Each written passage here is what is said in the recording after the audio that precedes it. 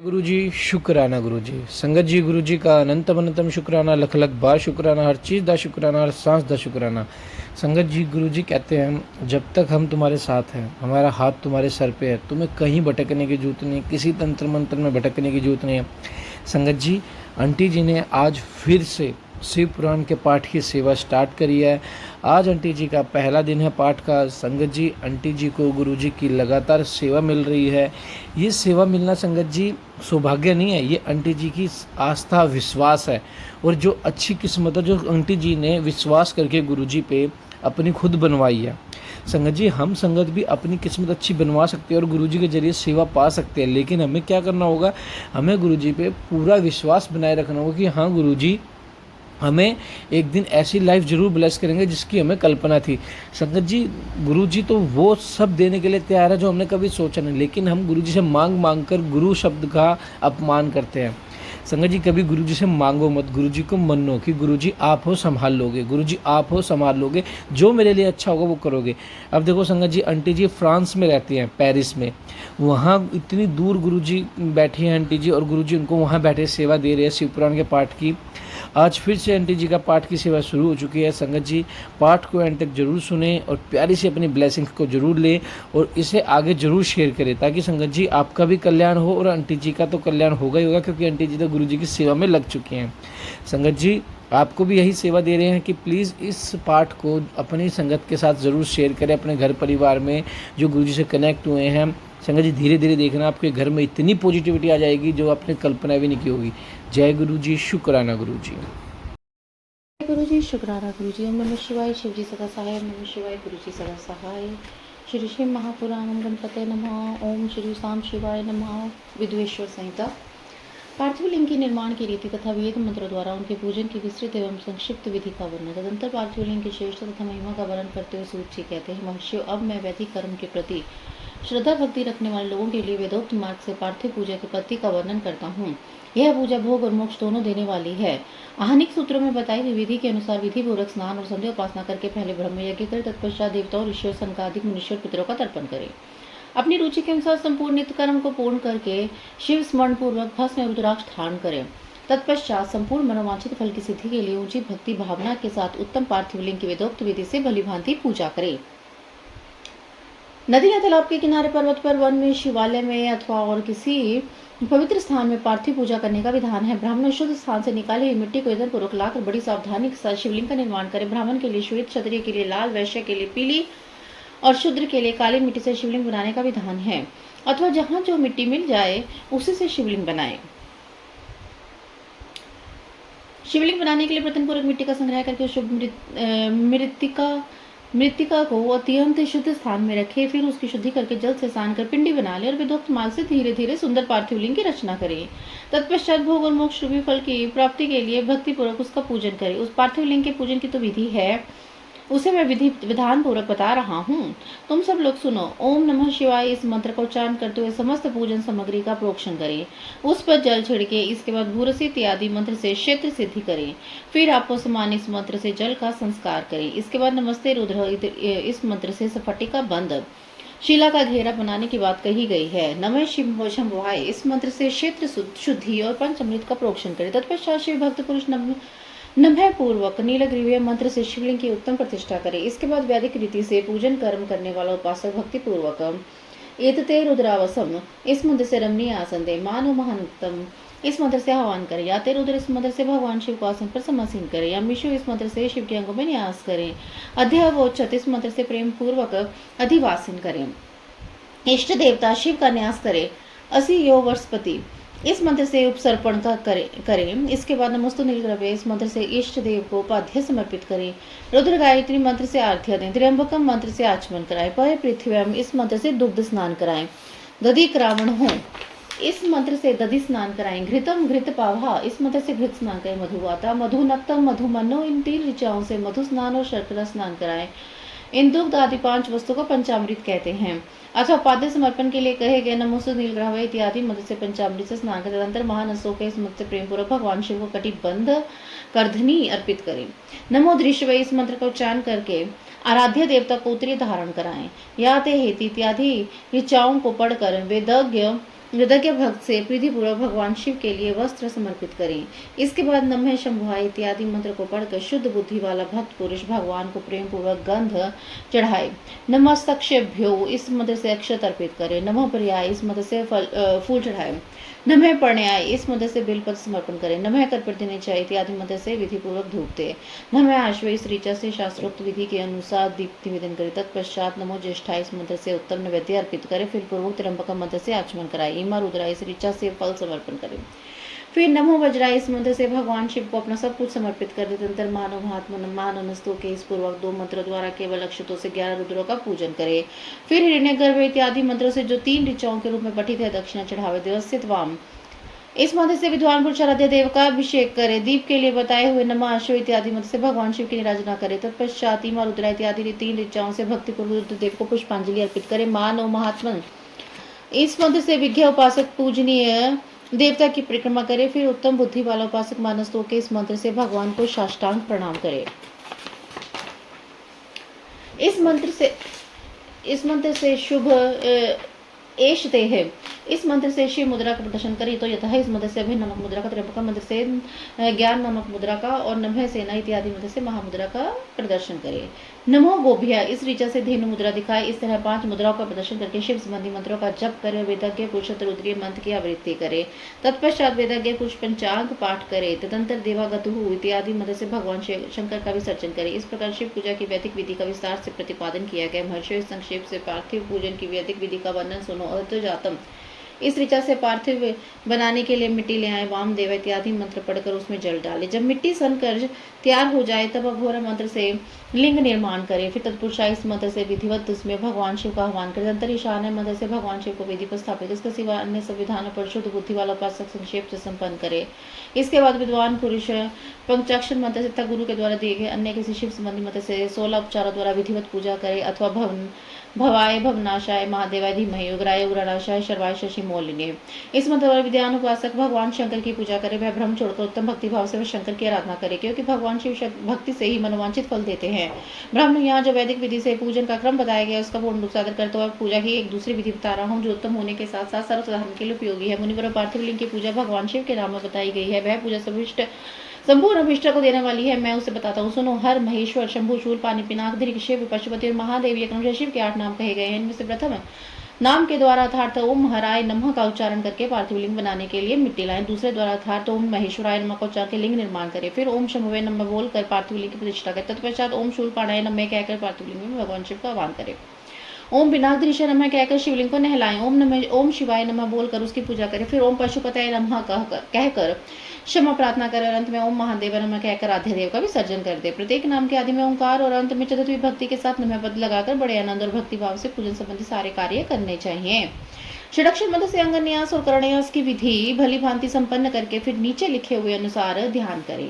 जो कैलाश पर्वत पर एक सुंदर सिंहासन के मध्य भाग में विराजमान है, जिनके वाम भाग में भगवती उमा उनसे सट कर बैठी हुई हैं, सनक सनंदन आदि भक्तजन जिनकी पूजा कर रहे हैं, तथा जो भक्तों के दुख रूपी दावानल को नष्ट कर देने वाले प्रमेय शक्तिशाली ईश्वर हैं, उन विश्व विभूषण भगवान शिव का चिंतन करना चाहिए।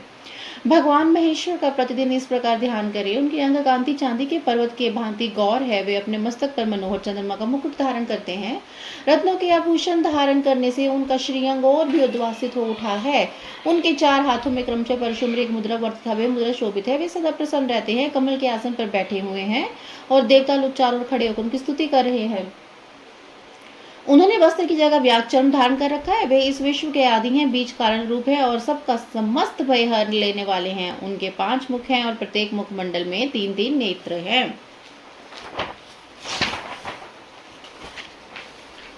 इस प्रकार ध्यान तथा उत्तम पार्थिव लिंग का पूजन करके गुरु के दिए हुए पंचाक्षर मंत्र का विधि पूर्वक जप करे। विप्रो विद्वान पुरुष को चाहिए कि वे दिवेश्वर शिव को प्रणाम करके नाना प्रकार की स्तुति द्वारा उनका स्तवन करे तथा शतरुद्रीय यजुर्वेद के अध्याय का पाठ करे। तत्पश्चात अंजलि में अक्षत और फूल लेकर उत्तम भक्ति भाव से निमांकित मंत्रों को पढ़ते हुए प्रेम और प्रसन्नता के साथ भगवान शंकर से इस प्रकार प्रार्थना करे। सबको सुख देने वाले कृपा निधान भूतनाथ शिव, मैं आपका हूँ। आपके गुणों में ही मेरे प्राण बसते हैं तथा आपके गुण ही मेरे प्राण, मेरे जीवन सर्वस्व हैं। मेरा चित्त सदा आप में चिंतन में लगा रहता है। यह जानकर मुझ पर प्रसन्न होइए, कृपा कीजिए शंकर। मैंने अनजाने में जानबूझ के यदि कभी आपका जप और पूजन किया हो तो आपकी कृपा से सफल हो जाए। गौरीनाथ मैं आधुनिक युग का महापापी हूँ, पतित हूँ और आपसे सदा ही परम पावन पतित पावन आप हैं। इस बात का विचार करके आप जैसा चाहे वैसा करें। महादेव, सदाशिव, वेदों, पुराणों, नाना प्रकार के शास्त्रीय सिद्धांतों और विभिन्न महर्षियों ने भी अब तक आपको पूर्ण रूप से नहीं जाना। फिर मैं कैसे जान सकता हूँ? महेश्वर, मैं जैसा हूँ वैसा हूँ, उसी रूप में संपूर्ण भाव से आपका हूँ, आपके आश्रित हूँ, इसलिए आपसे रक्षा पाने के योग्य हूँ। परमेश्वर, आप मुझ पर प्रसन्न हुए। मुने इस प्रकार प्रार्थना करके हाथ में लिए हुए अक्षत और पुष्प को भगवान शिव के ऊपर चढ़ाकर उन शंभुदेव को भक्ति भाव से विधि पूर्वक साष्टांग प्रणाम करें। तदंतर शुद्ध बुद्धि वाला उपासक शास्त्रोक्त विधि से इष्ट देव की परिक्रमा करे। फिर श्रद्धा पूर्वक स्तुति द्वारा देवेश्वर शिव की स्तुति करे। इसके बाद गला बजाकर शब्द का उच्चारण करके पवित्र एवं विनीत चित्त वाला साधक भगवान को प्रणाम करे। फिर आदर पूर्वक विज्ञप्ति करे और सबके बाद विसर्जन। और मुनिवरों, इस प्रकार विधि पूर्वक पार्थिव पूजा बताई गई है, वह भोग और मोक्ष देने वाली तथा भगवान शिव के प्रति भक्ति भाव को बढ़ाने वाली है। पार्थिव पूजा की महिमा, शिव नैवेद्य भक्षण के विषय में निर्णय और बिल्व का महत्व। तदंतर ऋषियों के पूछने पर किस कामना की पूर्ति के लिए कितने पार्थिव लिंगों की पूजा करनी चाहिए, इस विषय का वर्णन करके सूत जी बोले, महर्षियों, पार्थिव लिंगों की पूजा कोटि कोटि यज्ञों का फल देने वाली होती है। कलयुग में लोगों के लिए शिवलिंग पूजन जैसा श्रेष्ठ दिखाई देता है, वैसा दूसरा कोई साधन नहीं है। यह समस्त शास्त्रों का निश्चित सिद्धांत है। शिवलिंग भोग और मोक्ष देने वाला है। लिंग 3 प्रकार के कहे गए हैं, उत्तम, मध्यम और अधम। जो 4 अंगुल ऊंचा और देखने में सुंदर वेदी से युक्त शिवलिंग को शास्त्र के महर्षि ने उत्तम कहा है, उसे आधा मध्यम और उसे आधा अधम माना गया है। इस तरह 3 शिवलिंग है। 3 प्रकार की शिवलिंग कहेंगे जो उत्तरोत्तर श्रेष्ठ है। ब्राह्मण, क्षत्रिय, वैश्य, शूद्र तथा विलोम शंकर कोई भी क्यों ना हो, अपने अधिकार के अनुसार व्यक्तिगत तांत्रिक मंत्र से सदा आदर पूर्वक शिवलिंग की पूजा करे। ब्राह्मणों, महर्षियों अधिक कहने से क्या लाभ? शिवलिंग का पूजन करने में स्त्रियों तथा अन्य सभी लोगों का भी अधिकार है। द्विजों के लिए वैदिक पद्धति से शिवलिंग की पूजा करना श्रेष्ठ है, परंतु अन्य लोगों के लिए वैदिक मार्ग से पूजा करने की सम्मति नहीं है। विदग्ध द्विजों को वैदिक मार्ग से पूजन करना चाहिए, अन्य मार्ग से नहीं। यह भगवान शिव का कथन है। दीची और गौतम आदि के शाप से जिनका चित्त दग्ध हो गया है, उन द्विजों की वैदिक कर्म में श्रद्धा नहीं होती। जो मनुष्य वेद तथा स्मृति में कहेगा सत्कर्मों की अवहेलना करके दूसरे कर्म को करने लगता है, उसका मनोरथ कभी सफल नहीं होता। इस प्रकार विधि पूर्वक भगवान शंकर का निवेद्यांत पूजन करके उनके त्रिभुवन में 8 मूर्तियों का भी वही पूजन करें। पृथ्वी, जल, अग्नि, वायु, आकाश, सूर्य, चंद्रमा, यजमान, ये भगवान शंकर की 8 मूर्तियां कही गई हैं। इन मूर्तियों के साथ सर्वभाव, रुद्र, उग्र, भीम, ईश्वर, महादेव, पशुपति नाम की भी अर्चना करें। तदंतर चंदन, अक्षत और बेल पत्र लेकर वहां ईशान आदि के क्रम से भगवान शिव के परिवार का उत्तम भक्तिभाव से पूजन करें। ईशान, नंदी, चंड, महाकाल, भृंगी, वृष, स्कंद, कृपदेश्वर, सोम और शुक्र, ये 10 शिव के परिवार हैं जो क्रमशः ईशान आदि 10 दिशाओं में पूजनीय है। तत्पश्चात भगवान शिव के समक्ष वीर भद्र का और पीछे कीर्ति मुख का पूजन करके विधि पूर्वक 11 रुद्रों की पूजा करें। इसके बाद पंचाक्षर मंत्र का जप करके शतरुद्रीय स्तोत्र का नाना प्रकार की स्तुति व पंचांग का पाठ करें। तत्पश्चात परिक्रमा नमस्कार करके शिवलिंग का विसर्जन करें। इस प्रकार मैंने शिव पूजन की संपूर्ण विधि का आदरपूर्वक वर्णन की। रात्रि में देव कार्य को सदा उत्तर मुख होकर करना चाहिए। इस प्रकार शिव पूजन की पवित्र भाव से उत्तर मुख होकर करना उचित है। 4 शिवलिंग स्थापित हो, उससे पूर्व दिशा का आश्रय लेकर नहीं बैठना, खड़े होना चाहिए, क्योंकि वह दिशा भगवान शिव के आगे सामने पड़ती है। शिवलिंग से उधर दिशा में भी ना बैठे, क्योंकि उधर भगवान शंकर का वामांग है, जिसमें शक्ति स्वरूपा देवी उमा विराजमान है। पूजा को शिवलिंग से पश्चिम दिशा में नहीं बैठना चाहिए, क्योंकि वह राधे देव का पृष्ठभाग है। अतः अवशिष्ट दक्षिण दिशा ही ग्राह्य है, उसी का आश्रय लेना चाहिए। तात्पर्य है कि शिवलिंग से दक्षिण दिशा में उत्तराभिमुख होकर बैठे और पूजा कर। विद्वान पुरुष को चाहिए कि भस्म का त्रिपुंड लगाकर रुद्राक्ष की माला लेकर तथा बिल पत्र का संग्रह करके भगवान शंकर की पूजा करे। इसके बिना नहीं। मुनिवरों, शिव पूजन आरंभ करते समय यदि भस्म न मिले तो मिट्टी से ललाट में त्रिपुंड अवश्य कर लेना चाहिए। ऋषि बोले, मुने, हमने तो पहले ये बात सुन रखी है कि भगवान शिव का निवेदन नहीं ग्रहण करना चाहिए। इस विषय में शास्त्र का निर्णय क्या है बताइए, साथ ही बिल का महत्व भी प्रकट कीजिए। सूत जी ने कहा, मुनियों, आप शिव संबंधी व्रत का पालन करने वाले थे, आप सबको शतशः धन्यवाद है। मैं प्रसन्नता पूर्वक सब कुछ बताता हूँ, आप सावधान होकर सुने। जो भगवान शिव का भक्त है, बाहर विगत से पवित्र है, उसमें उत्तम व्रत का पालन करना दृढ़ निश्चय से पालन शिव नैवेद्य का वचन भक्षण करे। भगवान शिव का नैवेद्य ग्रह इस भावना को मन से निकाल दे। शिव के नैवेद्य को लेकर लेने मदद से सारे पाप दूर भाग जाते हैं। उसको खाने पर करोड़ों पुण्य अपने भीतर आ जाते हैं। आए हुए शिव नैवेद्य को सिर झुकाकर प्रसन्नता ग्रहण करे और प्रतन करके शिव समान पूर्वक उसका भक्षण करे। आए हुए शिव नैवेद्य को यह कहकर कि मैं दूसरे समय ग्रहण करूंगा, ऐसा करना विलंब कर देता है और वह मनुष्य निश्चय पाप से बन जाता है जिसने शिव की दीक्षा पा ली हो और शिव भक्त ये है, शिव निवेद्य अवश्य भक्षणीय, ऐसा कहा जाता है। शिव की दीक्षा से यह शिव भक्त पुरुष के लिए सभी शिवलिंगों का निवेद्य शुभ महाप्रसाद आता है, इसका अवश्य भक्षण करे। परंतु जो अन्य देवताओं की दीक्षा से युक्त और शिव भक्तों में मन को लगाए हुए हैं, उनके लिए शिव निवेद्य भक्षण के विषय में क्या निर्णय है, इसे आप लोग प्रेम पूर्वक सुने। ब्राह्मणों जहाँ से शालग्राम शिला की उत्पत्ति होती है, वहाँ के उत्तम लिंग में रसलिंग पारदलिंग में पाषाण रजत और सुवर्ण से निर्मित लिंग में देवताओं और सिद्धों द्वारा प्रतिष्ठित लिंग में केसर निर्मित लिंग में स्फटिक लिंग में रत्न निर्मित लिंग में समस्त ज्योतिर्लिंग विराज में भगवान शिव के निवेद्य का भक्षण नारायण व्रत के समान पुण्य जनक के ब्रह्म हत्या करने वाले पुरुष यदि पवित्र होकर शिव निर्वाले का भक्षण करके उसे धारण करे तो उसका सारा पाप शीघ्र नष्ट हो जाता है। जहाँ चंड का अधिकार है वहाँ शिव निर्वाले और जिस साधारण मनुष्य को नहीं खाना चाहिए। जहाँ चंड का अधिकार नहीं है वहाँ के शिव निर्वाले का सभी को भक्तिपूर्वक भोजन करना चाहिए। बाणलिंग देवलोह निर्मित लिंग सिद्धलिंग उपासना की सिद्धि प्राप्त किए तथा जो सिद्ध द्वारा स्थापित है वे लिंग स्वयं भूलिंग, इन सभी लिंगों में शिव की प्रतिमाओं में चंड का अधिकार नहीं है। जो मनुष्य शिवलिंग को विधि पूर्वक स्नान कराकर उसके स्नान के जल का 3 बार आचमन करता है, उसके कायिक वाचिक और मानसिक 3 प्रकार के पाप नष्ट हो जाते हैं। जो शिव निवेद्य पत्र पुष्प फल और जल अग्रह है वह सब शालग्राम शिला के स्पर्श से पवित्र ग्रहण हो जाता है, योग्य हो जाता है। मनुष्य शिवलिंग के ऊपर जो द्रव्य वह ग्रह है जो वस्तु लिंग स्पर्श से रहित है, अर्थात जिस वस्तु को अलग रखकर शिव जी को निवेदित किया जाता है, लिंग के ऊपर नहीं चढ़ाया जाता, उसे अत्यंत पवित्र जानना चाहिए। मुनिवरों, इस प्रकार नैवेद्य के विषय में शास्त्र का निर्णय बताया गया है। अब तुम लोग सावधान होकर बिल का महात्म्य सुनो। यह बिल वृक्ष महादेव का ही रूप है, देवताओं ने भी इसके स्तुति की है। फिर किसी तरह से इसकी महिमा कैसे जानी जा सकती है। लोकों में जितने पुण्य तीर्थ प्रसिद्ध है वे संपूर्ण तीर्थ बिल के मूल भाग में निवास करते हैं। जो पुण्यात्मा मनुष्य बिल के मूल में लिंग स्वरूप अविनाशी महादेव जी का पूजन करता है वह निश्चय ही शिव पद को प्राप्त होता है। जो बिल की जड़ के पास जल से मस्तक को सींचता है वह संपूर्ण तीर्थों में स्नान का फल पाता है और भूतल का पावन माना जाता है। इस बिल्व की जड़ के परम उत्तम थाले को जल से भरा देखकर महादेव जी तुरंत संतुष्ट होते हैं। जो मनुष्य गंध पुष्प आदि से बिल के मूल भाग का पूजन वह शिवलोक को पाता है और उस लोक में सुख शांति संतति बढ़ती है। जो बिल की जड़ के समीप आदर दीपावली जलाकर रहता है वह तत्व ज्ञान से संपन्न होकर भगवान महेश्वर में मिल जाता है। जो बिल की शाखा थामकर हाथ से उसके नए नए पल्लव उतारता है उनसे बिल की पूजा करता है वैसा पापों से मुक्त हो जाता है। जो बिल के जड़ के सभी भगवान शिव में राग रखने वाले एक भक्त को भी भक्तिपूर्वक भोजन कराता है वह कोटि गुना पुण्य प्राप्त होता है। जो बिल की जड़ के पास शिव भक्त को खीर और घृत से युक्त अन्न देता है वह कभी दरिद्र नहीं होता। ब्राह्मण में इस प्रकार मैंने सांगोपांग शिवलिंग पूजन का महत्व बताया है, वर्णन किया है। यह प्रवृत्ति मार्गी तथा निर्वृत्ति मार्गी पूजकों के भेद से 2 प्रकार का होता है। प्रवृत्ति मार्गी लोग के लिए पीठ पूजा इस भूतल पर संपूर्ण विष्ट देने वाली होती है। प्रवृत्ति पुरुष सपात्र गुरु आदि के द्वारा ही सारी पूजा संपन्न करें और अभिषेक के अंत में अघनी के चावल से बना नैवेद्य निवेदन करें। पूजा के अंत में शिवलिंग को शुद्ध संपत्ति में विराजमान करके घर के भीतर कहीं अलग से रख दें। निवृत्ति मार्गी उपासकों के हाथ पर शिव पूजन का विधान है। उन्हें भिक्षा से प्राप्त हुए अपने भोजन को नैवेद्य रूप में निवेदन कर देना चाहिए।